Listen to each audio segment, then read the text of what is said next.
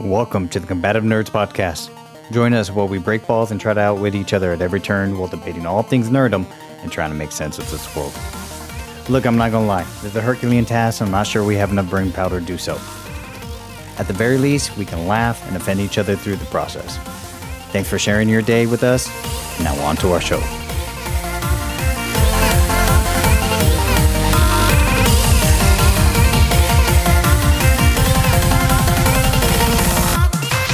Hey, what's going on? This is Raiderlance, and I am coming to you solo because I'm doing a short little intro because this is part 2 of Marvel Strike Force's, a.k.a. Scopely's Unscrupulous Business Tactics. Now, if you missed part 1, why don't you go ahead, pause this, and then jump over to part 2. And then, of course, we'll wait for you here. So, last time, introduced Not Maggot, a friend who played Marvel Strike Force with us, and we went through, some of the shady business practices of Scopely. And I think we left off right around where we started talking about how his alliance was created and how I joined. So, before we get into it, just a reminder, please like, subscribe, comment, share this podcast. It would really help us out. Okay, here we go. Back to the episode.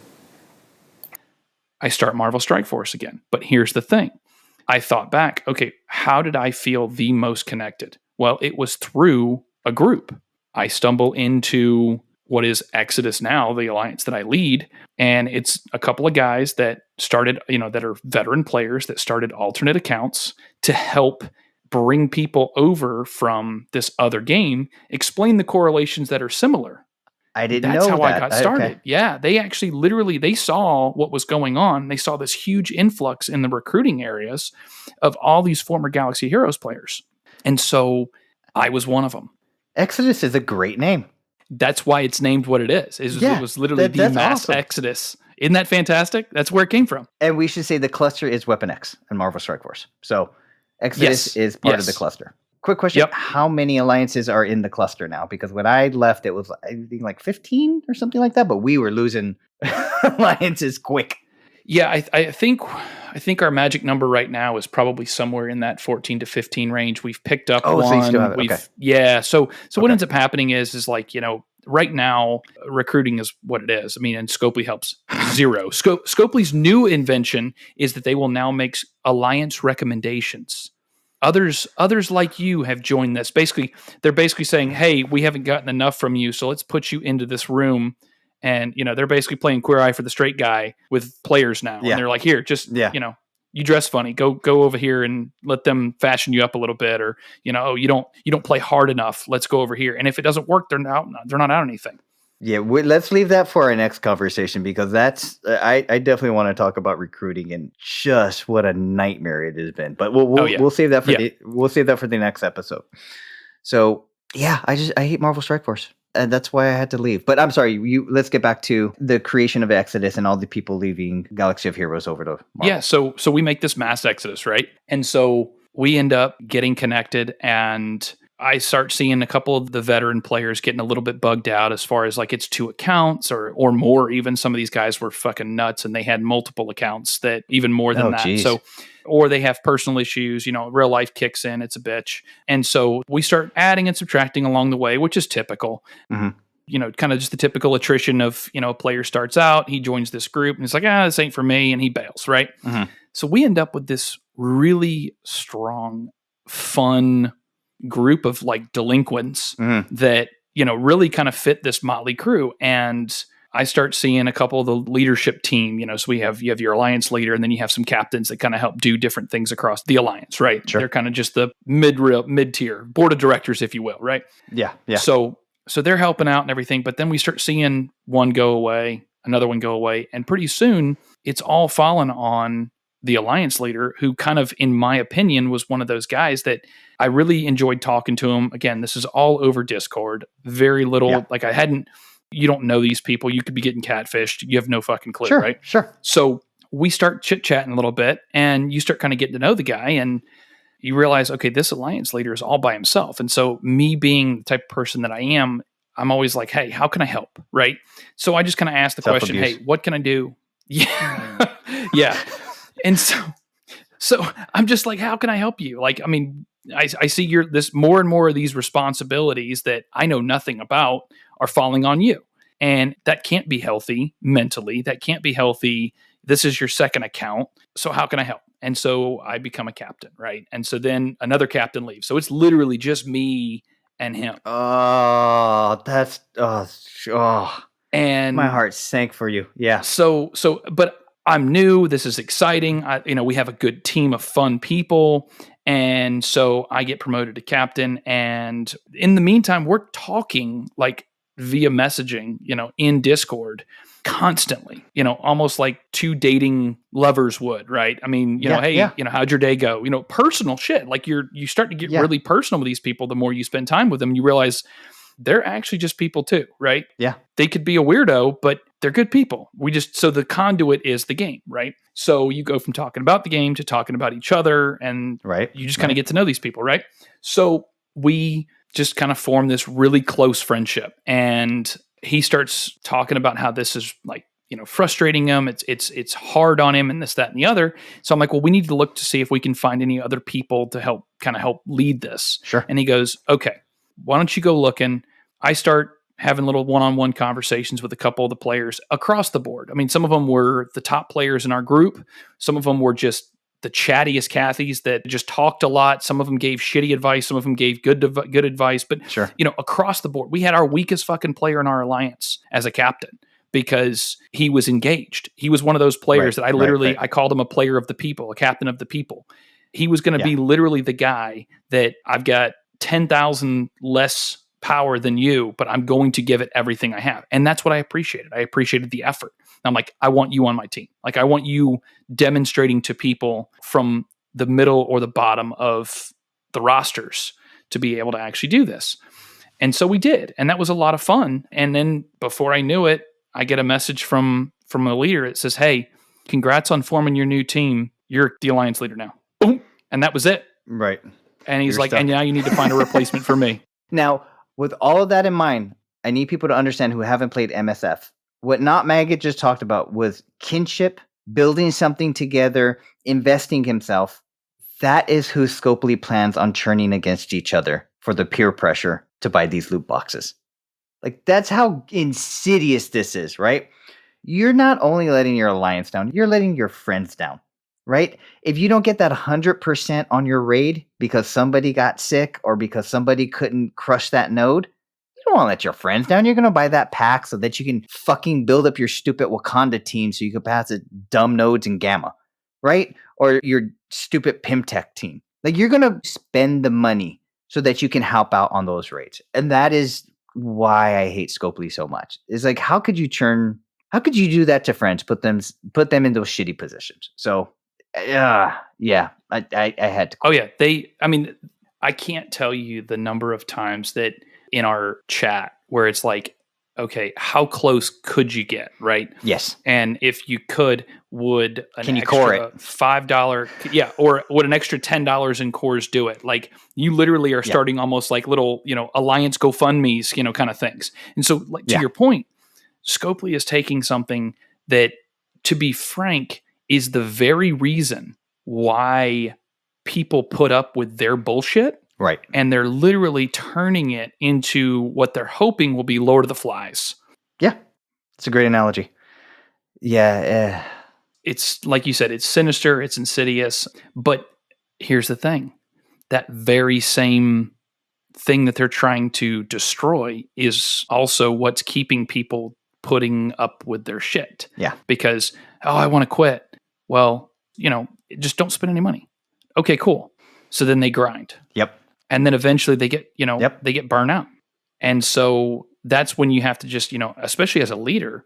I mean, you came to me, IEG came to me, and you're like, hey man, I'm just not feeling it. Yeah. But the worst is having to have conversations with somebody that says, I've spent so much money on this game. Yeah. And that's the one that breaks my heart the most.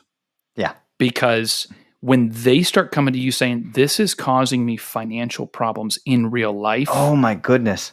Or I realize that while I may have the disposable income, the things that I'm not spending my money on in real life, I'm missing out on. That's when it gets really, really ugly. Because it's like, dude, why the fuck are you still here? Like, get the fuck out. Yeah. Delete the game. Yeah, either I can spend the money to get all these 4 horsemen, or I could have taken a family vacation. Like, we're not talking about a couple $100 here. If you're in a competitive alliance, you're spending a couple thousand minimum. Minimum. If you want to be super competitive. And yeah, I think at best I was a dolphin. I would spend maybe $120 a month. And that was when I was super competitive. I think I only did it like for 3 or 4 months. And I was like, this is ridiculous. It was to the point where I had this conversation with IEG. You had to spend about $50 a week if you wanted to stave off the power creep. And now, or you could grind. You grind, and you're playing that game 15 hours a week, maybe. 2-hour blitz, 2-hour blitz timers, and you're literally driving down the road doing 70 miles an hour, or you're sitting in rush hour traffic and you're pushing buttons, Yep. mindlessly doing shit. I've been there, yeah. But it's, to your point though, it's not $50, dude. $50 a week would literally get you nothing. It would keep you even. It will not make you competitive. I think you'd still fall. Really? Now? Wow. I mean, I've been out unless you're spending several hundred. There's no point. $400 or $500 a month at a minimum. That's their target. And it wasn't like that a year ago. It seems like ever since the Horseman came out, it's on steroids. I would say it's probably maybe even a year and a half, because Really? I think coming out of, I think COVID kind of did some things for them, but I think also what it did was they were trying to capitalize on this huge influx of players. You had all these people that literally had nothing to do. Right. And stimulus checks. Stimulus checks. Big factor. Very true.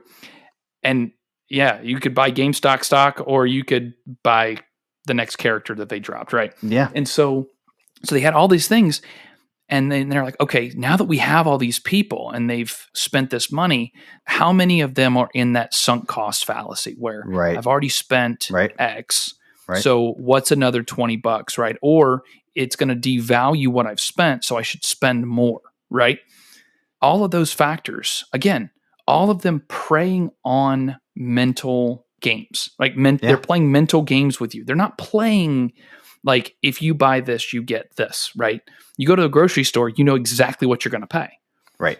Half of these events and challenges and bullshit, it's like you go and you're like, okay, how much would this actually cost me? And it's like, oh, that's a good question. Why don't you wait 30 fucking days and we'll tell you? Oh, and then by the way, the first time that we do this, the offer that you saw 2 weeks ago that would have gotten it for 20, it's 50 3 days before the event ends because of FOMO. Yep. Oh, and by the way, the first one, we're going to teach you a fucking lesson. We're going to pull that offer once all of the shit's known and you know exactly how much it would take to spend. That offer's not available anymore. Better luck next time. They do another month. Yeah. Same thing. Guess what's going to happen? Bet you're going to buy that fucking first offer. And then they overrun the points so that you literally wasted the money. So it's this game because they control the currency. Yeah. So if nobody buys, then they make it to where all the offers at the end of the month aren't available. Then if a bunch of people buy, they make it fucking available all over the place so that the money that you did spend 2 weeks ago because of FOMO is worthless at the end. Bastard. OMG made this point, and I'm just repeating what he said. Mistakes happen, but when you look at it as a whole, how come every mistake Marvel Strike Force has made with an offer always goes against the player? Not one time in history has it ever gone in favor for the player. And if it did, they somehow, like you said, created that thing the player got and turned it worthless. So that they now made that a stepping stone into the next offer so that they can get it back. It's clear intentional. It's clear predation. There's no way around it. No, absolutely. And they've been called out so many times for when something is wrong in an offer and it negatively affects the player. They're quick to just like, oh, well, we'll deal with it on Monday, right? Like if this offer came out on Friday night, like fuck you, it's 5:00 somewhere, we're out. But then if it's something that positively, that shit gets pulled immediately. 2 hours. Like there is somebody. Yeah. And then what they do is then we had to pull it because of game balance. Yeah. Well, where the fuck were you on the game balance before? Yeah, or we're going to freeze your account until we figure out how to actually unscrew this, right? That was the best one where they gave away all was it the gold orbs, orange orbs, teal orbs? Yeah, there was Gold Gate where the gold literally was just going up. Yeah, I remember that one. Yeah. Literally auto ticking, and they had to fucking crash the servers. Yeah, yeah. What was the recent one, though, with the orbs? Yeah, that was Gear 14 and 15s. That they literally had, instead of having 20 orbs, it was 20,000 orbs or something like that. It's a big difference. And that shit literally... What's funny, though, is everybody complained that they pulled the offer, right? And so they say, hey, we're going to re-release this for player balance. The problem that they have is when they pull an offer down, that transaction ID for that offer cannot be reused. So when they re-upload it and they say, okay, the offer's available again, and they haven't fucking figured this out. I don't know why. But when they... Oh, you can buy it a second time. Bingo. And they say, well, the players that have already received it should not be able to... Well, you can't do that because the fucking SKU has already been used. You can't reassign it. So they always try to say... They always try to say it, and they're like, yeah, if you did it before, you won't be able to do it again. I think they've gotten that right like once ever. These sons of bitches. I did not know that. And the problem is they panic pull it. And then they end up putting it back, and they can't mitigate the person from doing it twice. So in the case of those orbs, it was funny as shit because now everybody's bitching about not having a slider and having to sit there and open 2,000 orbs pushing the fucking times 10 button. It's like 20,000 orbs that they have to fucking push literally times. They're like, we need a slider. They're like, well, that's going to charge you more. That's going to cost you more. We're not putting a fucking slider. You bought that. You just push that button unlimited times and you just watch 10 times at an order. Oh, but yeah, I mean, it's fucking stupid. And it's like, just don't panic pull it. Just eat it and say, well, we should have better QA. Sucks to suck. You got to think they have 15 people running this whole game. They can't have a slew of people. They can't have like 30 or 40 people working on this. There's just no way. There's too many holes unless it's intentional. No. And I think part of the problem is, part of it is they are very siloed. And so what ends up happening is you're working on a project and I'm working on a project simultaneously. Right. Yours gets shelved. Yours gets backburnered. Imagine trying to write, like the group papers where it's like, okay, I'll write the first half. You write the back half. Yeah. Yep. What happens when you put those fucking things together? They don't make sense. You try to write an intro and a conclusion together and they don't fucking mix, right? Yeah. This is not a short story book. Right. A book of short stories, right? This is a novel that they're trying to jam all of these different things into. And so they take their roadmap, quote unquote, and it's not a roadmap that they publish for us. It's a roadmap for where they're going a year, 2 years down the road. And they say, okay, you go start working on that because they know art's got to take time. Graphics have got to do their thing. So they start them early.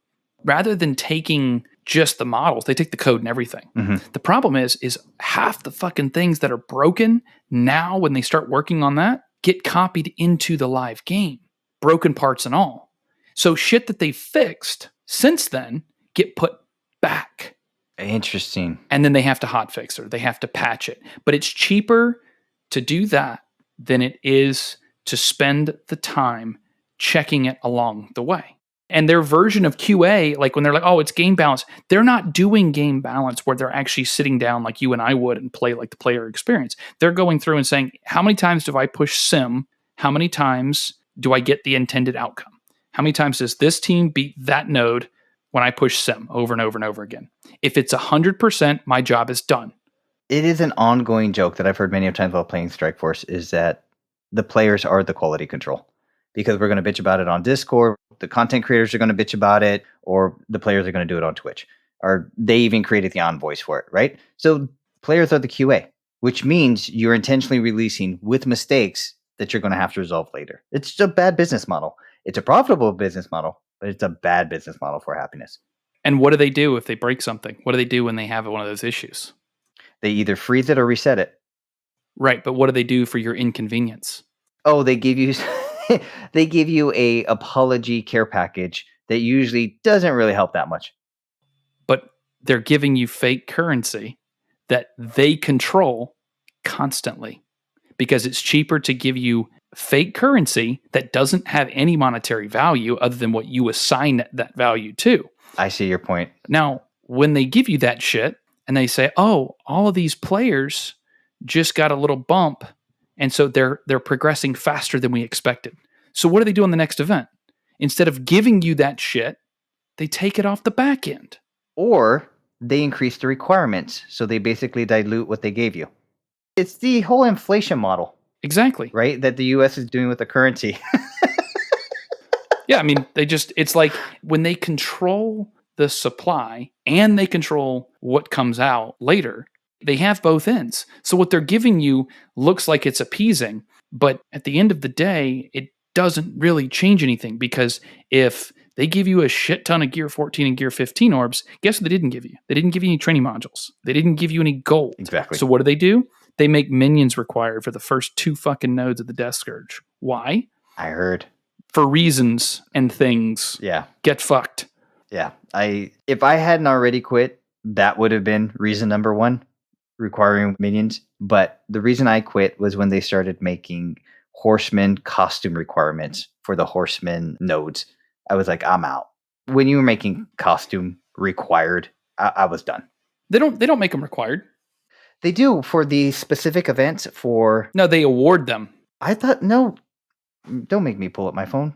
All right, we're going to have to talk about this one, because I am almost positive there is a costume requirement, or there was when I left. No, they give you that so they have those 3 difficulties, right? The first difficulty is where they give you, I don't think they give you anything in the first difficulty. The second difficulty, they give you that quote unquote awakened ability, which was like the added abilities that were to help tie synergy together between the Horsemen and stuff like that. Okay. Other game modes, basically, so that you can play around. The third difficulty is when you get that official costume, and it's just basically their awakened costume, so that they all fit looking together. However, in order to get to Apocalypse... But what do the costumes do? They just look nice. They don't do anything. Okay, so it's not a requirement to moving to the next thing? No, the only requirement is that you 3-star every node of all the difficulties.